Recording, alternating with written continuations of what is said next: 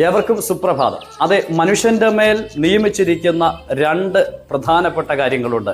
മനുഷ്യന്റെ മേലുള്ള രണ്ട് മേലെഴുത്തുകൾ, ഒന്ന് മരണം, മറ്റൊന്ന് ന്യായവിധി. ഇത് രണ്ടും മനുഷ്യന്റെ ജീവിതത്തിൽ ഉള്ളതാണ്. മരണത്തെ മനുഷ്യനെ തടുത്തു നിർത്തുവാൻ നാളിതുവരെയും കഴിഞ്ഞിട്ടില്ല. എല്ലാവരും മരണത്തിന് മുമ്പാകെ സമന്മാരാണ്, ഒരു ദിവസം മരിക്കും. എന്നാൽ ഒരു സന്തോഷ വാർത്ത പറയട്ടെ.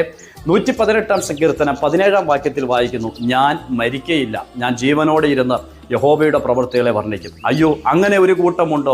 മരിക്കാതിരിക്കുന്നവർ ഉണ്ട് കേട്ടോ. മരിക്കയില്ല. ആരാണ് മരിക്കാത്തതെന്നറിയാമോ? യേശുവിനെ രക്ഷകനും കർത്താവുമായി അംഗീകരിച്ചിരിക്കുന്ന ആളുകൾ. യേശുക്രിസ്തുവിന്റെ മടങ്ങി വരവെങ്കിൽ ഗംഭീര ശബ്ദം കേൾക്കുമ്പോൾ മരിക്കുകയല്ല, അവർ ഈ ശരീരം വിട്ട് രൂപാന്തരം പ്രാപിച്ച് യേശുവിനോട് ഒരുമിച്ച് എടുക്കപ്പെടുവാനായിട്ട് പോവുകയാണ്. അന്ന് അവർ മരണത്തോടൊരു ചോദ്യം ചോദിച്ചിട്ടാകും ഇവിടുന്ന് പോവുക. എന്താണെന്നറിയാമോ? ഹേ മരണമേ, നിന്റെ വിഷമുള്ള എവിടെ? പ്രിയപ്പെട്ടവരെ, അതാണ് നമ്മുടെ പ്രത്യാശ.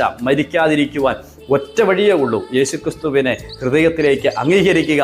കർത്താവിൻ്റെ ഗംഭീര ശബ്ദം ഇപ്പം മുഴങ്ങിയാൽ ഞാൻ വിളിച്ച് മരണത്തോട് ചോദിക്കും, ഹേ മരണമേ, നിന്റെ വിഷമുള്ള എവിടെ? ഇന്ന് പകലിൽ ആ പ്രത്യാശയോടെ ജീവിപ്പാൻ സർവേശ്വരൻ കൃപ നൽകി സഹായിക്കുമാറാകും.